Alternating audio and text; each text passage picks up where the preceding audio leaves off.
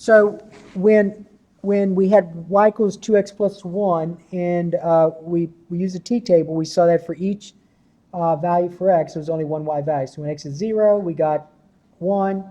When x is negative 3, we got 2 times negative 3 is negative 6, plus 1 is negative 5. And when x is 6, 2 times 6 is 12, plus 1 is 13. So we saw that this is a function, and so we can write it in terms of function notation. And you'll see one of the benefits of why you would want something written in function notation in a little while. But the function notation is this idea. In place of y, so remember a while ago those examples we had earlier where we asked ourselves, does the equation define y as a function of x? And I said, when doing this, you want to get what letter by itself, what variable by itself? Y. Over here, y is by itself. We saw that this is a function. And so we can use function notation. So in place of y, in place of y,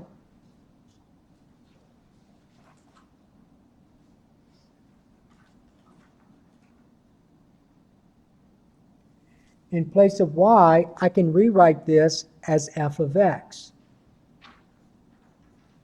So f of x will take the place of y.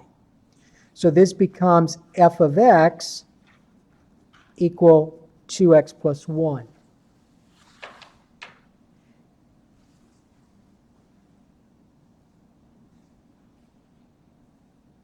It doesn't have to be f of x. It could be g of x.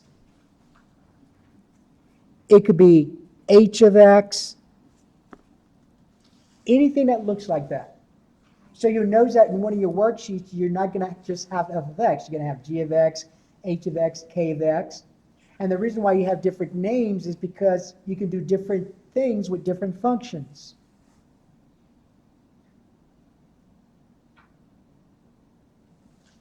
So the way I have it written, I have f of x equals 2x plus 1. So that's function notation. So you don't see a y there because what symbol, what notation took the place of y? F of x. So instead of using a t-table, then you could be asked to do this instead. I could ask you, what is f of negative 3? Well, f of negative 3 means, now remember, this part right here, see this right here, f of x? And notice the word I use, f of. I used f of x. F of x here does not mean f times x. Keep that in mind. This does not say f times x. That's not multiplication. That's f of x. So that means that whatever you substitute for x, that's what you're evaluating. So evaluating f,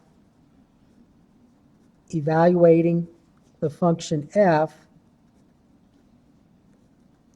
at what number?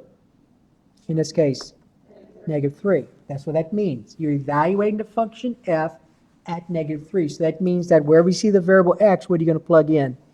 Negative 3. So f of negative 3 means 2 times negative 3 plus 1, which is negative 6 plus 1, which is what? Negative 5, which we saw that in the t-table. Okay, so if you were asked to find, let's say, given this function right here that we just dealt with, suppose I want you to find f of 5. What would you do? Wherever you see the variable x, what do you plug in? 5. So you're asked to evaluate the function f, evaluate the function at what x value? 5. So you get 2 times 5 plus 1, which is 10 plus 1, which is 11. So you say f of 5 equals what? 11. So that means that, just know what that means. That means that when x is 5, this means when x is 5, y is what? 11. Kind of makes sense because if you did use a t-table when you had that y, you would say when x is 5, what would be my y value? 11. Okay, so that's the idea of that function notation. So f of, g of, h of, and so on. You use function notation when you have a function, and it replaces what variable? Y. Replaces Y. Okay, now let's look at that handout real quick. So this one here. Right here. So let's look at the first one. So my first function, and now remember, these are functions. How do you know that these two are functions? Because of f of x. So those are functions. So in number one,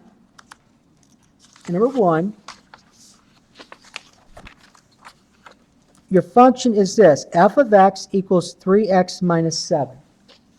F of x equals 3x minus 7. That's your function. Part A says, I want to find f of negative 2. I want to find f of negative 2. So I want to see what my function is at negative 2, or when it's evaluated at negative 2. So the work, you would do this. You would say f of negative 2 equals, you would say 3 times what? So where you see the variable x, you're going to plug in what? Negative 2. So 3 times negative 2 minus 7, which is negative 6 minus 7, which is negative 13. So f of negative 2 equals negative 13. So if I were doing that t-table, then you'd have x is negative 2 and y is what? Negative 13. That's what you would have. B,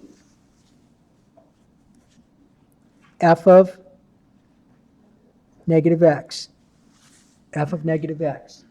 Now again, just like we did f of 4, let me go ahead and rewrite the function. F of x equal 3x minus 7. All right, listen carefully. So when I did part A, I want to find f of negative 2, right? So in place of x, what did I substitute? And look at how I wrote it. I said 3 times in parentheses negative 2 minus 7. Do the same thing when you have variables. So you're going to say, wherever you see the variable x, what are you going to substitute? Negative x. So I'm writing it just like I did with this one a while ago. I'm going to say 3 times in parentheses, what do I put? Negative x minus 7. So a while ago I said, well, 3 times negative 2 is what? Negative 6. So 3 times negative x is what? Negative 3x minus 7. And that's all you can do. You can't do anything else. So you would say f of negative x equals what? Negative 3x minus 7. So you may ask yourself, well, why is it that in part A I got a number and in part B I didn't get a number? Well, that's because in part A you substituted a number, right? In part B you substituted an expression, a variable expression. So you're going to end up with a variable expression.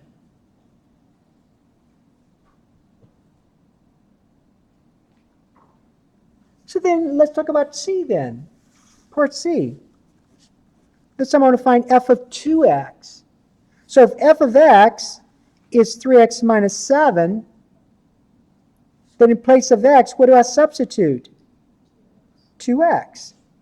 F of 2x. You take that 2x, notice I'm circling it. What's inside that parentheses? I'm circling it, and I'm putting it into x. So I get 3 times what? In parentheses, what do I put? 2x minus 7. What's 3 times 2x? So I get 6x minus 7. So f of 2x equals what? 6x minus 7. So any questions about A, B, and C? I'm not going to do D yet, because D's not going to be that bad in this one, but in the next one it will. But you understand A, B, and C. Okay, let's not do just, we'll do D tomorrow or Monday, but let's go to the next one. Number 2.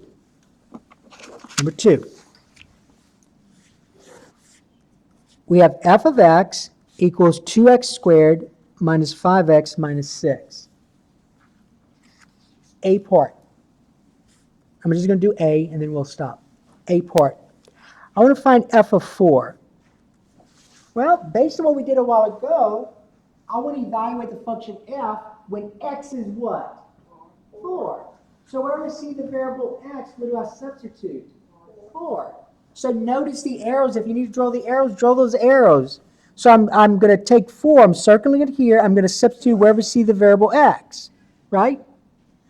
So I get, now remember a while ago when some of you were doing that t-table and some of you were not putting parentheses around certain things? You may want to put them here. That's 2 times in parentheses, what do I put? What do I do that for? Very good. Minus 5 times what? And then minus 6, right? All right, let's talk about the order of operations. Let's look at that first expression here. Do you multiply or you square? I square first. What's 4 squared? So I get 2 times 16, right? What is the negative 5 times 4? Minus 6. And what's 2 times 16?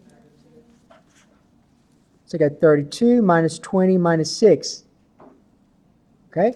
Now be careful. Some of you are going to do this. Some of you say 20 minus 6 is 14. And then you can say 32 minus 14. That's wrong, guys. You got to add and subtract from where? Left to right. Because that is not a 20, by the way. That is a what? A negative 20. So always go from left to right when you add and subtract. So 32 minus 20 is 12, and 12 minus 6 is 6. So f of 4 equals what? 6. Okay? All right. Then we're going to do, what's going to take us a little bit longer to do is for number 2 is letter D and E. Because those are binomials. All the others were monomials, but D and E are binomials. So it's going to take us a little bit longer, but that's going to be important for the next section, because the next section talks about the difference quotient. Okay, so we'll stop here, and